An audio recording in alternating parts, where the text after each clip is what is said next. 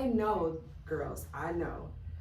Most people are not sitting and eating McDonald's for every day or eating Pizza Hut or just sitting and eating all these things, their donuts, whatever have you. You're just sitting and eating these things and not trying to lose the weight. We know that.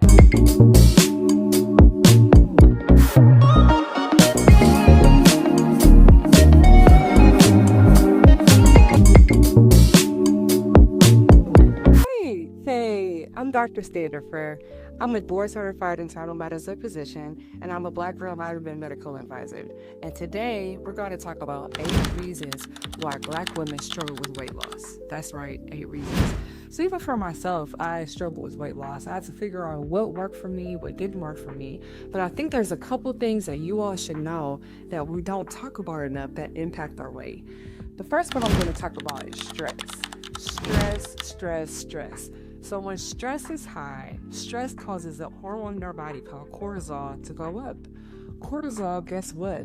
It's going to make you keep excess fat, especially around your belly.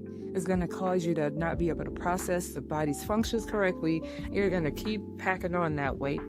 Back in prehistoric times, stress was actually a good warning signal. Back in those times, there was an issue with food and supply. So when the body felt stressed, the body instantly thought to itself, well, wait a minute, is there a lack of food? Probably, so let me hang on to everything that I already have because I don't know what my next meal is going to be. Our bodies still perceive stress in that way. So when we're stressed, it's a stress signal to the body that there's no food around. When in fact, these times and these days, a lot of our stress is mental, financial, physical. There's other stressors less than not having food around. So definitely make sure that when it comes to stress, you're working on ways to manage your stress. Because even if you're dieting, exercising, doing all of the things, if your stress is high, the weight will not. The second thing we're going to talk about is lack of sleep. This is something that I see all the time. Whenever we go to lay our heads down at night, our mind starts racing. We can't calm ourselves down to get some good sleep. But guess what? In order for us to lose weight, we need to have good rest. Our body needs to have memory consolidation. The body needs rest to stop functioning and rebuild itself. So when you're not getting good sleep, guess what? Weight will not come off. It further increases cortisol levels, going back to that stress cascade and keeping that weight on our bodies. The third thing is the type of fitness that we're doing. Here's the thing. Yes, as doctors, you come into the office, we tell you in order to lose weight, you need to exercise. But nobody ever talks about the type of exercise that might be better than other types of exercise. A lot of times when I see women, we like to get on the treadmill. We like to go on the elliptical. Those are all great, but we want to make sure that we're mixing in cardio with resistance training. Because here's the thing, when you do strength training where you're building your muscles up, when you build your muscles actually help burn fat. And the best part about it, especially in Black women, it helps us to build our bone strength. As we age, our bone mass starts to go down. Our muscle mass starts to go down. So strength training is going to help combat all of those factors that go into play naturally as we age. So making sure that when you're exercising, you're doing a combination of not just cardio, but also doing strength training. I say more strength training than cardio. Definitely works. The other thing is that you want to be consistent in your exercise. People think that they can just work out a couple times a week when it's like you have to be consistent. You want to look at exercise as a commitment to yourself.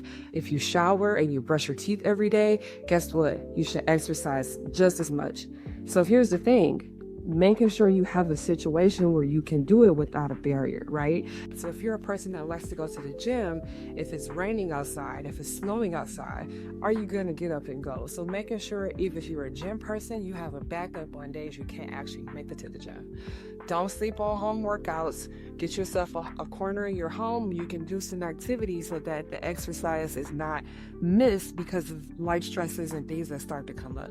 So type of exercise, consistency, and also if you are in a cycle where you're strength training, you're doing all the things I said, make sure that you're logging your weights. When you're strength training, you want to make sure that you're increasing the weights that you use. So if you were doing lunges with 10-pound weights for 3 weeks, it's time to kick it up to 15 and then 20 because the body, guess what? It gets used to those things. And you want to make sure you're challenging your body, you're confusing it a little bit to keep that weight down. And also time. Over time, when you're exercising, if you've been doing just 15-minute exercises 3 or 4 times a week, you gotta increase that time up. That 15-minute interval, the body's gonna get used to that. So if you did 15 minutes for the first 2 weeks, that third week, kick it up to 20 minutes, and then 25, and then 30. You gotta continue to challenge your body. Keep a log of this so you can also manage your progress.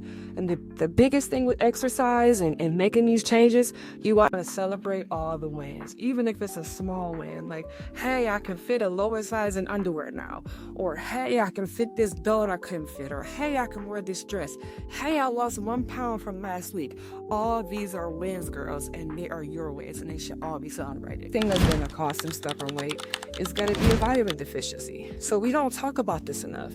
When your vitamins are low, like your vitamin D, your vitamin B12, your body doesn't have what it needs to build and move like it should, so the body can't function to its maximum capacity. And for example, if you're already low in iron, low in B12, you're not even going to mentally feel like working out. So making sure that you're getting your vitamin levels checked, making sure you're taking your vitamins every day so the body can have all the tools and building blocks it needs to lose that stubborn weight. The type of food that we're eating. Listen, ladies, listen. Fast food, processed food, all of these are going to derail what you're doing. When you eat processed food or food that's not real or has a shelf life, the body perceives it as real food. So when you eat it, it goes to the brain. The brain's like, oh, okay, I'm going to get this nice, nutritious meal that you just took in. But by the time the body digests processed foods, it's not getting those nutrients. And the brain goes, well, wait a minute. I'm hungry again, and it sends another hunger signal. So also the type of food that you're eating can also derail how your body's going to lose that weight. So make sure that you're eating whole foods, lean white meats if you're a meat eater. If you're a vegan, making sure you get your B12 into your diet so that you have that energy metabolism cycle to actually get the weight off. The next thing are medications. I'll be honest, as a doc, we do give certain medications that actually make you keep weight on. So making sure that you're talking to your doctor, going through your medication list, and making sure that there are not any other alternative medications that could be causing your weight to stay on.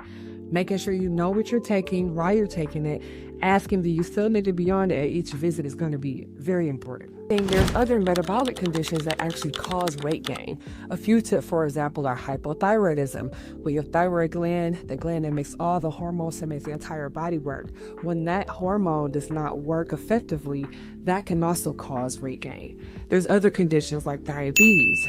And then there's also PCOS, which are all hormonal conditions that actually make the body hang on to excess weight. So make sure you talk to your doctor to make sure you don't have these conditions before you start working out and understanding where you are so you can get an adequate plan in place. The next thing that we just don't talk about is genetics.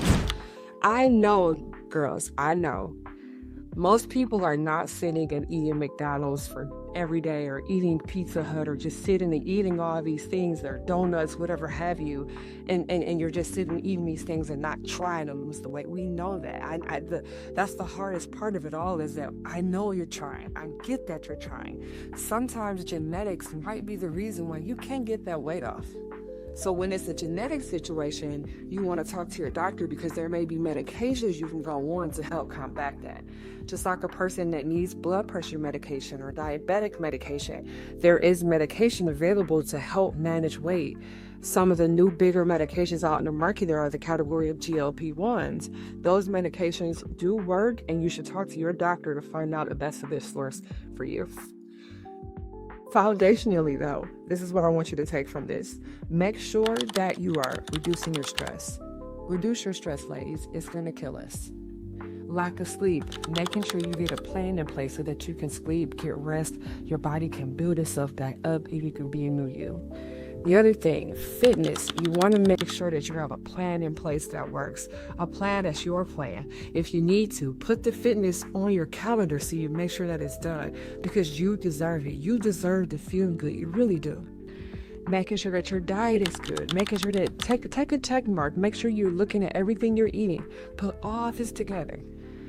Most importantly, though, you want to make sure you celebrate the small wins. It gets really difficult. We get online, we start to compare ourselves to other people.